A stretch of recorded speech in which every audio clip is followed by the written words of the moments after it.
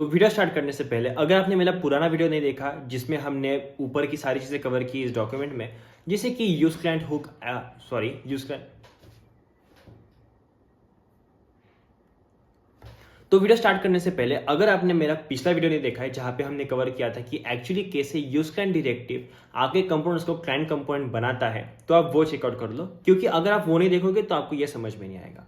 ठीक है, अगर आपने वो देख लिया है तो चलते आगे बढ़ते हैं।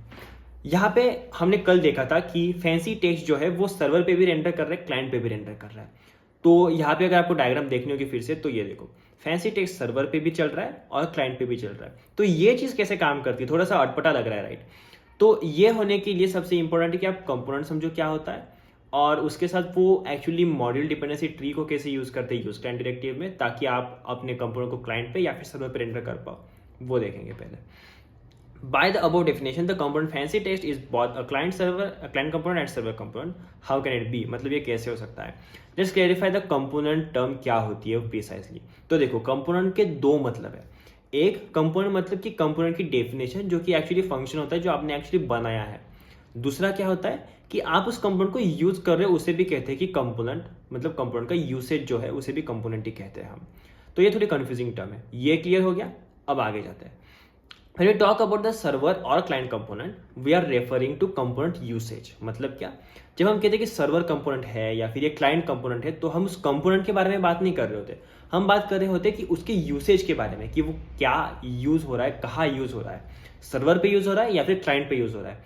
और ये ध्यान में रखने के लिए हमें मॉड्यूल डिपेंडेंसी ट्री ध्यान में रखना बहुत अच्छे से आना चाहिए।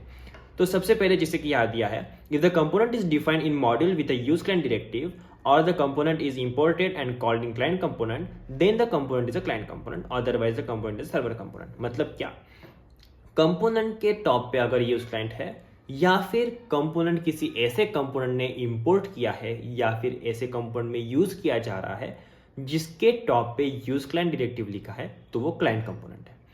कितना भी ऊपर का पेरेंट हो सकता है, लाइक क्लोज पेरेंट हो सकता है या फिर लाइक एक्सट्रीम टॉप वाला पेरेंट हो सकता है। यूज क्लाइंट डिफाइंड है, उसके नीचे वाले सारे कंपोनेंट जो कि इंपोर्ट किए जा रहे हैं उनमें वो सारे होंगे क्लाइंट कंपोनेंट, जो नहीं किए जा रहे वो है सर्वर कंपोनेंट।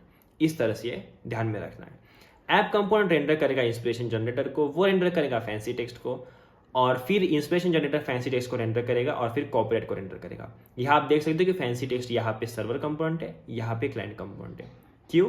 क्योंकि देखो यहाँ पे बात यह है कि ये जो फैंसी टेक्स्ट यहाँ पे रेंडर हो रहा है इसे इंपोर्ट किया है ऐप ने। फैंसी टेक्स्ट के अंदर तो कोई यूज क्लाइंट डायरेक्टिव नहीं है, जैसे कि हम देख सकते हैं यहाँ पे देखो फैंसी टेक्स्ट के अंदर कोई यूज क्लाइंट डायरेक्टिव तो नहीं है, मतलब ये तो सर्वर कंपोनेंट ही हुआ। और app.js में फैंसी टेक्स्ट को इंपोर्ट किया तो उसके ऊपर भी यूज क्लाइंट डायरेक्टिव नहीं है, तो मतलब क्या कि ये सर्वर में ही रेंडर हो रहा है, तो इसका मतलब क्या, ये सर्वर कंपोनेंट है। पर अगर आप देखोगे इसी तरह से फैंसी टेक्स्ट को इंडिविजुअली तो वो सर्वर कंपोनेंट है, पर उसको इंपोर्ट करने वाला जो है इंस्पिरेशन जनरेटर वो एक्चुअली यूज क्लाइंट डायरेक्टिव को यूज करता है, मतलब वो क्लाइंट साइड पे रेंडर करेगा। इसीलिए फैंसी टेक्स्ट उसकी डिपेंडेंसी बन गई और इसके अंडर जो रेंडर करेगा यहाँ पे ये हो गया क्लाइंट कंपोनेंट। तो इसका मतलब fancy text actually server component था, पर उसको जब यूज क्लाइंट डायरेक्टिव यूज करने वाले कंपोनेंट ने एज ए डिपेंडेंसी इंपोर्ट किया तो वो क्लाइंट कंपोनेंट बन गया। इसीलिए आपका fancy text both server component भी है और क्लाइंट कंपोनेंट भी है, बिकॉज हम यूसेज को ध्यान में रखते हैं। ठीक है, कंपोनेंट यूज कहाँ हो रहा है, यूज सर्वर में होगा तो सर्वर कंपोनेंट, क्लाइंट में होगा तो क्लाइंट कंपोनेंट, या फिर कंपोनेंट के ऊपर पे यूज क्लाइंट होगा तो क्लाइंट कंपोनेंट, नहीं होगा तो सर्वर कंपोनेंट। इस तरह से ये चीज शायद क्लियर हो गई होगी।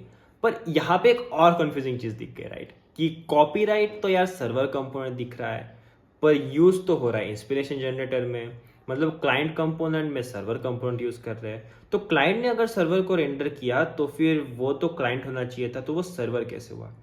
तो अगर ये भी सवाल आपके दिमाग में आ रहा है तो आप भी थोड़ा कंफ्यूज हो रहे हो। कंफ्यूज किस चीज में? दो चीजों में, dependency tree, module dependency tree, और सेकेंड रेंडर ट्री।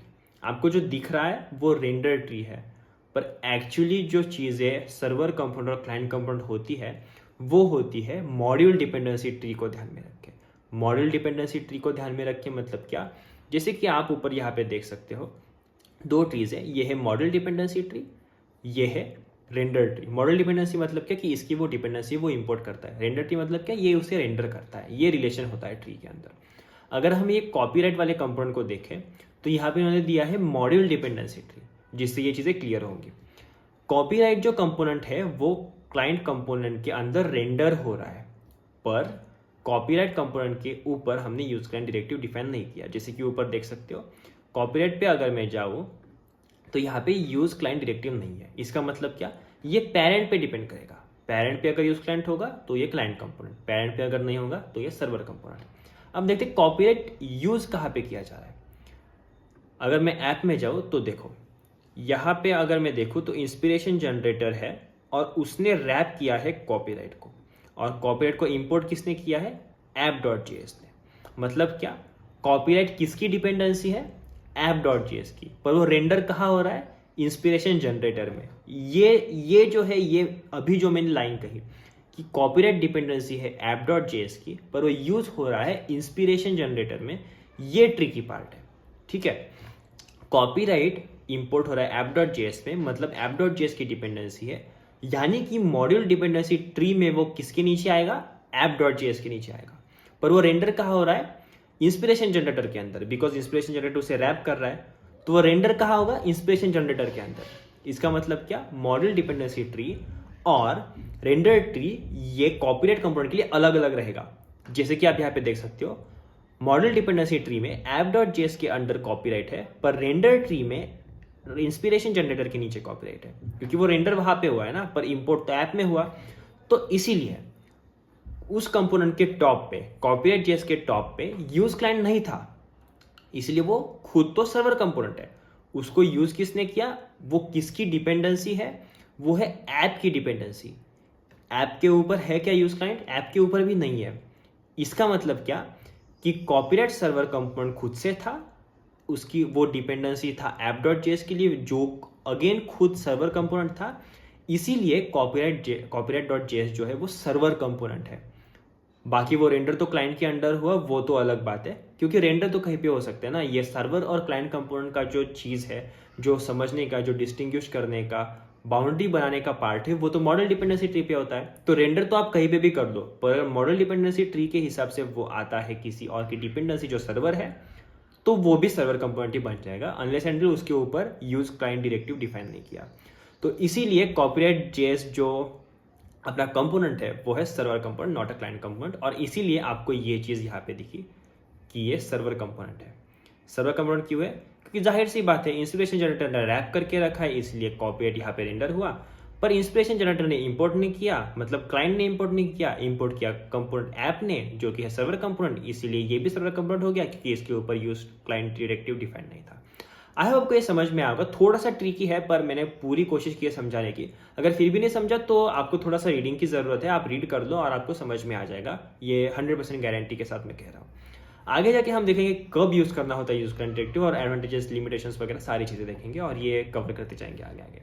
तो मिलते हैं अगले वीडियो में, तब तक के लिए थैंक यू, बाय बाय। और हाँ, वीडियो को लाइक करना और दोस्तों के साथ शेयर करना मत भूलना, क्योंकि ये बहुत इंपॉर्टेंट चीज़ है। और चैनल को सब्सक्राइब कर देना, क्योंकि हम बहुत करीब आ चुके हैं 500 सब्सक्राइबर्स के।